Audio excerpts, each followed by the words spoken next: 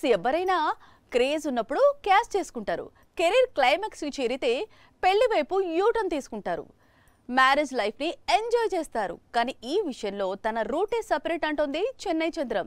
Age bar stage లో పెళ్లిపై hot bomb పేల్చింది. సినిమాలకు సై పెళ్లికి నై అంటూ కొత్త స్లోగన్ షురూ చేసింది.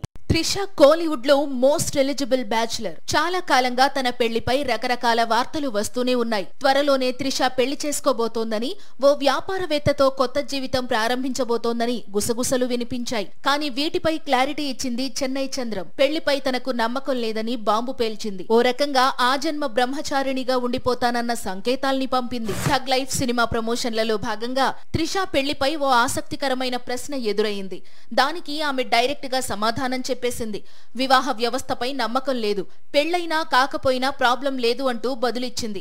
దీంతో ఫ్యాన్స్ షాక్ అవుతున్నారు. మరో లేడీ సల్మాన్ ఖాన్ అంటూ సోషల్ మీడియాలో కామెంట్స్ చేస్తున్నారు. పెళ్లికి నై అంటున్న త్రిష సినిమాలకు మాత్రం సై అంటోంది. ప్రెజెంట్ కమల్ తో థగ్ లైఫ్ చేస్తోంది. చిరు విశ్వంభరలో హీరోయిన్ గా నటిస్తోంది. మల్లువుడ్ లో 2, తమిళ్లో 3 సినిమాలకు సైన్ చేసింది. టాలీవుడ్ నుంచి కూడా 2 సినిమాలు డిస్కషన్ స్టేజ్ లో ఉన్నాయి. అంటే వచ్చే 2 ఏళ్లు ఈ బ్యూటీ డ్యూటీ పీక్స్ లో సాగే ఛాన్స్ ఉంది.